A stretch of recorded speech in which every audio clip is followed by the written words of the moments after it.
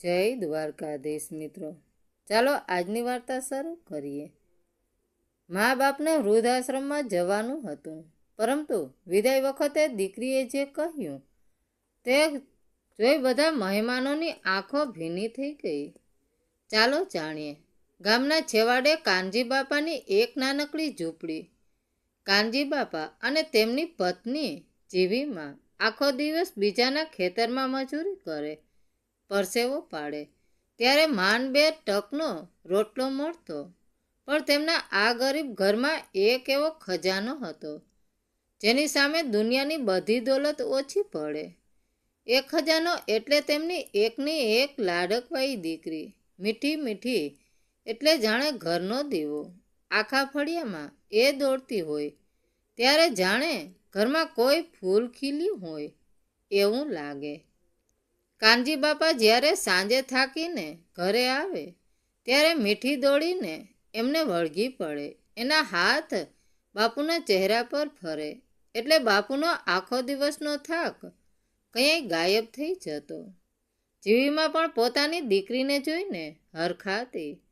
3 જણાનો આ નાનકડો પરિવાર ગરીબ જરૂર હતો, પણ અંદર પ્રેમનો કોઈ પાર નહોતો. સમય પાણીની જેમ વહી ગયો. જોત જોતામાં મીઠી મોટી થઈ ગઈ.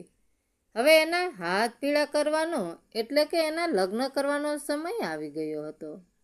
બાજુના ગામમાંથી એક ખૂબ જ સારો અને સમજુ છોકરો મીઠીને જોવામાં આવ્યો.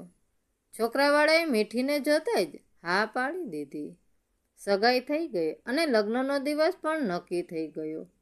આખા ઘરમાં ખુશીનો માહોલ હતો, પણ કાનજી બાપાના દિલમાં એક મોટો પહાડ તૂટી પડ્યો હતો. દીકરીના લગ્ન એટલે મોટા ખર્ચ, મહેમાનોને જમાડવાના, દીકરીને કપડાં, વાસણ અને ઘરેણાં આપવાના. પણ કાનજી બાપાના ખિસ્સામાં તો 5 રૂપિયા પણ નહોતા. રાત્રે જ્યારે જીવીમાં અને મીઠી સૂઈ જાય ત્યારે કાનજી બાપા ઘરની બહાર ઓટલા પર બેસીને અંધારામાં છાનામાના રડતા. એમની આંખમાંથી આંસુની ધાર પડતી. એમને થતું કે મારી ફૂલ જેવી દીકરીને હું ખાલી હાથે કેમ વિદાય કરીશ? સાસરીવાળા મારી દીકરીને ગરીબ કહીને મેણા મારશે તો મારી દીકરીનું દિલ તૂટી જશે. મા બાપ પોતે ભૂખ્યા રહી શકે, પણ દીકરીની આંખોમાં આંસુ ક્યારેય ન જોઈ શકે. ઘણા દિવસો સુધી વિચાર કર્યા પછી કાનજી બાપાએ એક ફેસલો લીધો. એમણે પોતાની પત્ની જીવીમાને એક ખૂણામાં બોલાવીને રડતા રડતા કહ્યું, જીવી, આપણી પાસે એક જ રસ્તો છે. આપણું આ ઘર અને આપણો ખેતરનો ટુકડો વેચી દઈએ. એનાથી જે પૈસા આવશે એનાથી આપણે મીઠીના લગ્ન ખૂબ ધામધૂમથી કરીશું. એને સાસરે ક્યારેય એવું ન લાગવું જોઈએ કે એના બાપ ગરીબ છે. જીવીમાં આ સાંભળીને ચોંકી ગયા. એમણે ધ્રુજતા અવાજે પૂછ્યું, તમારી વાત સાચી છે, પણ દીકરી વિદાય થશે પછી આપણે કઈ રહીશું? આપણી પાસે તો માથા પર છત પણ નહીં રહે. કાનજી બાપાએ જવાબ આપ્યો, આપણે શહેરમાં આવેલા વૃદ્ધાશ્રમમાં જતા રહીશું. ત્યાં 2 ટકનું ખાવાનું મળી રહેશે અને આપણી બાકીની જિંદગી પૂરી થઈ જશે. પણ આ વાતની આપણી મીઠીને જરાય ખબર પડવી ન જોઈએ. એને જો ખબર પડશે કે એના લગ્ન માટે આપણે ઘર વેચીને રસ્તા પર આવી ગયા છીએ તો એ ક્યારેય લગ્ન નહીં કરે. કાનજી બાપા બીજે જ દિવસે ગામના મોટા શેઠ પાસે ગયા. હાથ જોડીને બોલ્યા, શેઠ, મારું આ ઘર અને પેલો ખેતરનો ટુકડો તમારે લઈ લેવાનો છે. મને મારી દીકરીના લગ્ન માટે રોકડા પૈસા આપી દો. પણ મારી એક શરત છે, જ્યાં સુધી મારી દીકરી લગ્ન કરીને સાસરે ન જાય ત્યાં સુધી આ વાત કોઈને ખબર ન પડવી જોઈએ. દીકરીની વિદાય થશે એ જ રાત્રે અમે આ ઘર ખાલી કરીને ચાલ્યા જઈશું. શેઠ પણ કાનજી બાપાની આંખોમાં રહેલો બાપનો પ્રેમ જોઈને પીગળી ગયા અને એમણે પૈસા આપી દીધા. જીવીમાં પોતાના પતિને ભેટીને ચોધારા આંસુએ રડી પડ્યા. મા બાપે દીકરીની ખુશી માટે કાયમ માટે પોતાનો આશરો છોડવાનું નક્કી કરી લીધું હતું. દીકરીને એમ હતું કે મારા લગ્નની ખુશીની તૈયારીઓ થઈ રહી છે, પણ એ બિચારી કંઈ જાણતી હતી કે એના હસતા ચહેરા પાછળ એના મા બાપે કેવો પહાડ જેવો દુઃખનો બોજ ઉઠાવ્યો છે. લગ્નનો દિવસ ધીમે ધીમે નજીક આવી રહ્યો હતો. ઘરમાં માંડવો બંધાયો, ગીતો ગાવા લાગ્યા. મીઠી ખુશ હતી, પણ કાનજી બાપા અને જીવીમાના દિલ અંદરથી લોહીના આંસુએ રોઈ રહ્યા હતા. દીકરીનો પ્રેમ અને છૂટતો આશરો બંને વચ્ચે મા બાપ મૂંગા મોઢે પીડાઈ રહ્યા હતા. લગ્નનો અવસર આવી ગયો હતો. આખા ફળિયામાં મંડપ બંધાયો હતો અને શરણાઈઓ વાગી રહી હતી. મહેમાનોની ભીડ જામી હતી. બધા ખુશ હતા, ગીતો ગાતા હતા અને મીઠાઈઓ ખાતા હતા. પણ આ બધી ભીડમાં કાનજી બાપા અને જીવીમાના દિલમાં પીડા થતી હતી. કાનજી બાપા મહેમાનોને 2 હાથ જોડીને હસતા મોઢે જમાડતા હતા. કોઈને જરાય ખબર ન પડવા દીધી કે આજે રાતે આ જ ઘરના આંગણામાંથી તેમને કાયમ માટે ઘર વિહોણા થઈને એક ભિખારીની જેમ નીકળી જવાનું છે. જીવીમાં પણ દીકરીને તૈયાર કરતી વખતે અંદરથી ડૂસકા ભરતા, પણ દીકરી સામે હસીને એને વહાલ કરતા. આ બધી ખુશીઓ વચ્ચે એક એવી ઘટના બની ગઈ જેણે મીઠીની દુનિયા હચમચાવી દીધી. વાત લગ્નના 1 દિવસ પહેલાંની છે. ઘરમાં કામનો મોટો ઢગલો હતો. મીઠી વાડામાં બેસીને પોતાના બાપુના કપડાં ધોઈ રહી હતી. કપડાં ધોતા ધોતા એણે બાપુનો એક જૂનો જબ્બો હાથમાં લીધો. આ એ જ જબ્બો હતો જે પહેરીને બાપુએ આખી જિંદગી ખેતરમાં પરસેવો પાડ્યો હતો. મીઠી જબ્બાને પાણીમાં પલાળવા જતી હતી ત્યાં એણે ખિસ્સામાં કંઈક કાગળ જેવું લાગ્યું. એણે તરત જ ખિસ્સામાંથી એક કાગળ બહાર કાઢ્યો. કાગળની 2-3 ઘડી વાળેલી હતી. મીઠીએ ધીમેકથી એ કાગળ ખોલ્યો. કાગળ વાંચતા જ મીઠીના પગ નીચેથી જમીન ખસી ગઈ. એની આંખો પહોળી થઈ ગઈ અને શ્વાસ જાણે અટકી ગયો. એ કાગળમાં બીજું કાંઈ નહીં પણ એમનું આ નાનકડું ઘર અને ખેતર ગામના શેઠને વેચી દીધાની પહોંચ હતી. એમાં ચોખ્ખું લખ્યું હતું કે લગ્ન પૂરા થશે એટલે આ ઘર શેઠનું થઈ જશે. પણ હજુ આઘાત પૂરો નહોતો થયો. એ કાગળની પાછળ બીજો એક નાનકડો કાગળ હતો. એ શહેરમાં આવેલા એક વૃદ્ધાશ્રમમાં જવા માટેની બસની 2 ટિકિટ અને ત્યાં રહેવા માટેની મજૂરીની કાગળ હતો. આ કાગળ જોઈને મીઠીના હાથમાંથી જબ્બો નીચે પડી ગયો. એને બધો જ ખેલ સમજાઈ ગયો. એને વિચાર આવ્યો, મારા બાપુએ મારા લગ્ન ધામધૂમથી થાય, સાસરીમાં મારી કોઈ મજાક ના ઉડાવે, એના માટે પોતાનું ઘર વેચી માર્યું અને મને કહ્યા વગર એ મને અને મારી મા વૃદ્ધાશ્રમમાં અનાથની જેમ રજડવા જવાના છે. મીઠી ત્યાં ને ત્યાં બેસીને રડવા લાગી. એ બાપુના જબાને છાતીએ લગાડીને એટલું રડી કે એની આંખો લાલચોળ થઈ ગઈ. એને થયું કે અત્યારે જ દોડીને બાપુને ભેટી પડું અને કહ્યું કે બાપુ, મારે આવા લગ્ન નથી કરવા, મારે તમારું ઘર નથી જોઈતું. પણ મીઠી ડાહી અને સમજુ હતી. એને ખબર હતી કે જો અત્યારે એ કકડાટ કરશે તો મહેમાનો વચ્ચે એને બાપની આબરૂ જશે અને લગ્ન બગડશે. એટલે મીઠીએ પોતાના આંસુ ગળી લીધા.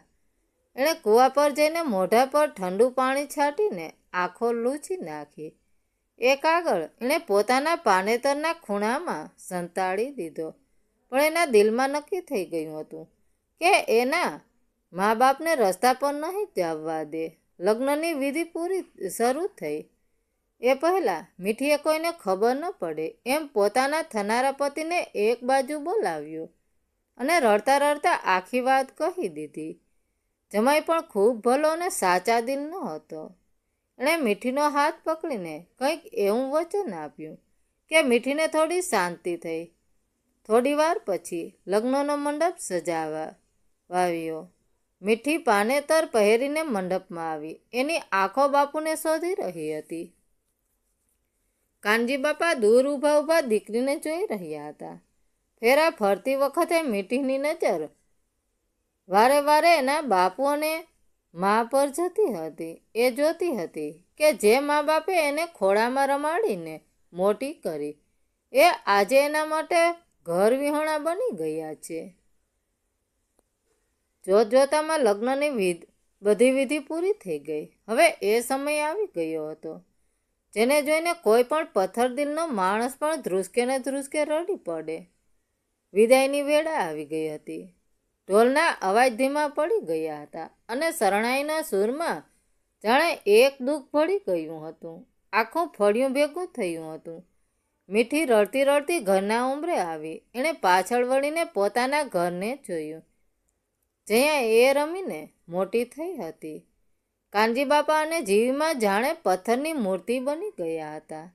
એમના મોઢામાંથી શબ્દ નહોતા નીકળતા પણ આંખોમાંથી આંસુ વહી રહ્યા હતા. મીઠી દોડીને પોતાના બાપુને વળગી પડી. કાનજી બાપાએ પોતાની દીકરીને સાતી સરસી ચાપી દીધી. એમનું આખું શરીર ધ્રુજતું હતું. એમને થતું હતું કે બસ હવે થોડીવાર પછી મારી દીકરી જતી રહેશે અને અમારે પણ કાયમ માટે આ ગામ છોડીને પેલા વૃદ્ધાશ્રમમાં રજળવા જવાનું છે. જીવીમાં પણ દીકરીને માથે હાથ ફેરવતા ફેરવતા ધ્રુસકે ને ધ્રુસકે રડી પડ્યા. આખરે મીઠી ગાડીમાં બેઠી. જમાઈ પણ બાજુમાં ગોઠવાઈ ગયો. ડ્રાઈવરે ગાડી ચાલુ કરી. ધીમે ધીમે ગાડી આગળ વધી. કાનજી બાપા અને જીવીમાં ગાડીને જતી જોઈ રહ્યા હતા. એમનો જીવ જાણે શરીરમાંથી નીકળી રહ્યો હતો. પણ ગાડી હજુ ફળિયાની બહાર નીકળે એ પહેલાં જ અચાનક મીઠીએ જોરથી બૂમ પાડી, ગાડી ઊભી રાખો, ગાડી ઊભી રાખો. ડ્રાઈવરે તરત જ બ્રેક મારી. બધા મહેમાનો અને ગામના લોકો ચોંકી ગયા કે શું થયું. મીઠી તરત જ ગાડીનો દરવાજો ખોલીને નીચે ઉતરી. એના હાથમાં એના પાનેતરનો છેડો હતો. એ દોડતી દોડતી પાછી પોતાના બાપુ પાસે આવી. કાનજી બાપા ગભરાઈ ગયા. એમને લાગ્યું કે કોઈ ભૂલ થઈ ગઈ છે. એમણે પૂછ્યું, શું થયું દીકરી, કેમ પાછી આવી? મીઠીએ રડતા રડતા પોતાના પાનેતરના છેડામાં સંતાડેલો પેલો કાગળ બહાર કાઢ્યો. આ એ જ કાગળ હતો જેમાં ઘર વેચ્યાની પહોંચ હતી અને વૃદ્ધાશ્રમની ટિકિટ હતી. મીઠીએ એ કાગળ બાપુના હાથમાં મૂક્યો. કાગળ જોતા જ કાનજી બાપા અને જીવીમાના પગ નીચેથી જમીન ખસી ગઈ. બાપુનું આખું શરીર ધ્રુજવા લાગ્યું. એમનો ખેલ પકડાઈ ગયો હતો.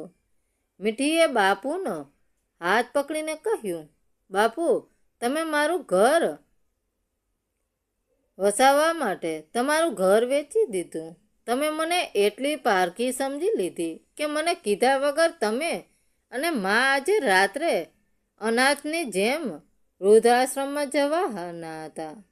શું હું એટલી સ્વાર્થી છું કે મારા મા બાપને રસ્તા પર રઝળતા મૂકીને હું મારા સાસરે જઈને સુખેથી રહી શકીશ?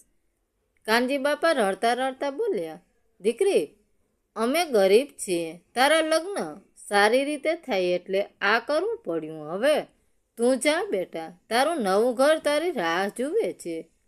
ત્યાં જ જમાઈ ગાડીમાંથી નીચે ઉતર્યા. એ સીધો કાનજી બાપા પાસે આવ્યો અને એમના પગમાં પડી ગયો. એણે કાનજી બાપાના હાથ પકડીને કહ્યું, બાપુ, મીઠીએ મને બધી વાત કરી દીધી છે. તમે તમારી દીકરી માટે ઘર વેચી દીધું, પણ હવે અમે તમને ક્યાંય જવા નહીં દઈએ. દીકરીનું ઘર એ જ એના મા બાપનું ઘર છે. મીઠીએ આંસુ લૂછતા મક્કમ અવાજે કહ્યું, બાપુ, મેં અને મારા પતિએ નક્કી કર્યું છે કે જ્યાં સુધી તમે અને મા અમારી સાથે અમારી ગાડીમાં નહીં બેસો ત્યાં સુધી હું સાસરે નહીં જાઉં. તમારું ઘર હવે અમારી સાથે છે. આ સાંભળીને ફળિયામાં ઊભેલા બધા લોકોની આંખોમાં આંસુ આવી ગયા. કાનજી બાપા અને જીવીમાની તો બોલતી જ બંધ થઈ ગઈ. જે મા બાપ થોડીવાર પહેલાં પોતાનો આશરો ગુમાવીને લાચાર ઊભા હતા, તેમને દીકરીએ આખી દુનિયાની ખુશી આપી દીધી હતી.